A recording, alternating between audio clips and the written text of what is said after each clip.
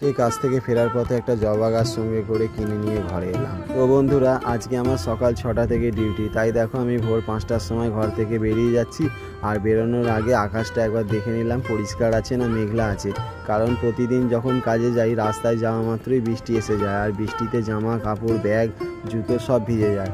এই ভেজা জুতো পরে ডিউটি করতে অনেক কষ্ট হয়।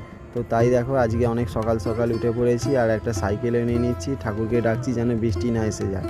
কয়েকদিন ধরে যে পরিমাণ বৃষ্টি হচ্ছে তাতে তো আমাদের এলাকার সব রাস্তাঘাট ডুবেই যাচ্ছে, তাই একটু ভয় ভয় থাকে যে জুতো পরে, চামড়ার জুতো পরে কাজে যাব আর জলের মধ্যে পা পড়ে গেলে জুতোটা ভিজে যাবে, তাই একটু তাড়াতাড়ি যাওয়ার চেষ্টা করছি। আর সাইকেলে যাই তো অনেকটা টাইম লেগে যায়। আর যে বাসটা দেখতে পাচ্ছি এই বাসটা আমাদের বাড়ির কাছ থেকে একেবারে হাওড়া স্টেশন পর্যন্ত যায়, কিন্তু ও কত জায়গায় দিয়ে যাওয়ার পথে দাঁড়াবে তার কোনো ঠিক নেই। আর এদিকে দেখো দুর্গাপুজোর প্যান্ডেল প্রায় প্রস্তুত, মানে শেষের দিকে আর কি।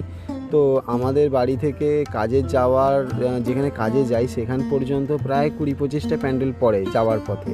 তো আমার যেহেতু কাজের ছুটিও থাকে না, তো আমি এই যে কাজে যাই আর আসি এই পথেই আমার ঠাকুর দেখা কমপ্লিট হয়ে যায়। আমি আলাদা করে আর কোথাও ঠাকুর দেখতে যাই না। তবে সামনের বছরে কল্যাণীতে ITI মোড়ে একটা ঠাকুর দেখতে গিয়েছিলাম, কিন্তু ট্রেনের মধ্যে প্রচণ্ড ভিড়, আর এবছর যাবো বলেও ভাবছি। যাই হোক, দেখো তোমাদের সঙ্গে কথা বলতে বলতে আমি বামনগাছি ব্রিজে চলে এসেছি, আর একটুখানি গেলে আমাদের অফিসে পৌঁছে যাব, সেখানে আমার কিছু কাজ আছে।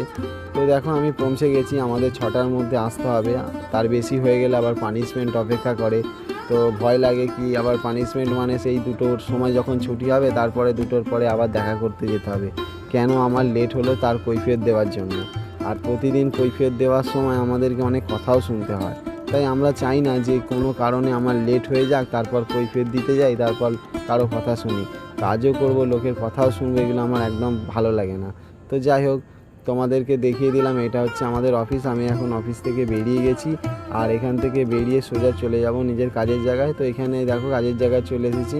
আমার বন্ধুরা সব চা খাচ্ছিল, তো আমাকে ডাকলো, আমি একটা চা নিয়ে নিলাম। তারপর চাটা খেতে খেতে দেখো চলে এলাম আমার বন্ধুর একটা, মানে ওদের বাড়িতে প্রোগ্রাম আছে, তো টিফিন করার সময় এসেছি। ও কিছু ফল কিনবে বললো, যেহেতু ওদের কোনো একটা, মানে নন বেঙ্গলিদের কোনো একটা পুজো আছে, তো অনেক কিছু ফল কিনছিল, তো আমি ওর সঙ্গে একটুখানি কোম্পানি দিতে চলে এলাম।